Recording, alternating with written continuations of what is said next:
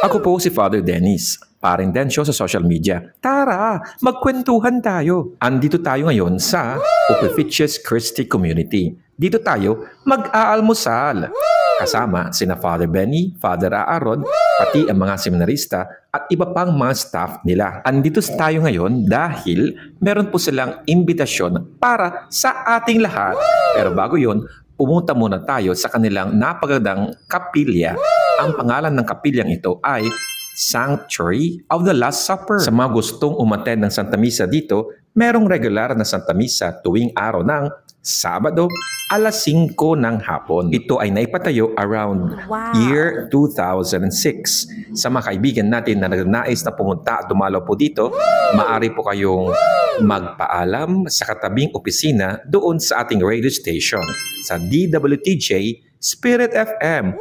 Opo, katabi lamang nito ang #1 Catholic radio station sa Western Pangasinan, ang DWTJ Spirit FM 99.3. Katabi nito ang kanilang opisina at pwede nyo pong ipaalam para mabuksan ang kapilya para pwede tayo makapagdasal doon sa lugar na iyon. Sa harapan ng chapel na ito, magsisimulang ating pagdarasal ang bagong Stages of the Cross dito sa Barangay Tambakan, Bayan ng Burgos. Opo, dito sa Barangay Tambakan. Ang pangalan ng lugar na ito ay Porta Coeli. Isang napagandang imbitasyon sa ating lahat para makapagdasal.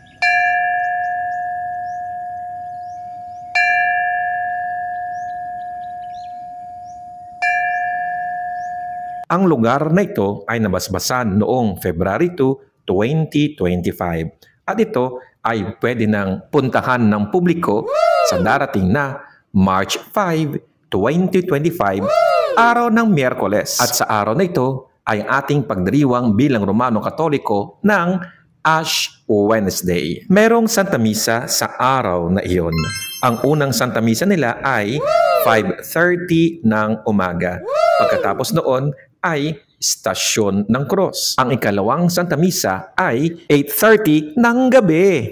At pagkatapos ng Santa Misa ay magaganap muli ang Istasyon ng Cross. Tandaan, ito ay sa darating na March 5, 2025, araw ng Miyerkules. Inibitahan din tayo kung gusto nyo mag-camping, pwedeng-pwede yan dito sa lugar na ito. At meron silang imbitasyon sa ating lahat.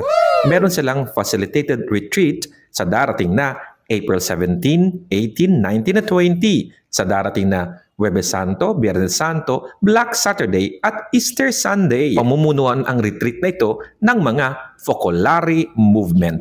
Matatapos ang Stasyon ng Cruz doon sa Lumen Christi. Ang Lumen Christi na ito ay bukas mula 4:14 a.m. hanggang sa 8:06 p.m. At dito matatapos ang pagdarasal ng Stasyon ng Cruz. Meron tayong aakyatan sa bandang kanang bahagi nito at pagkatapos umakyat, inibitahan tayo na pumasok sa loob ng chapel na ito. Napakaganda ang lugar na ito. Tahimik at talaga namang makapagdarasal ka. Ang lugar na ito ay naipatayo noong May 13, 2012. Para sa iba pang mga katanungan, pumunta lamang sa kanilang official Facebook account. At narito ang kanilang official Facebook account. Kaya naman, tara na, lalo-lalo na sa panahon ng Kwaresma. Tara na't magdasal bilang isang pamilya. Thank you po!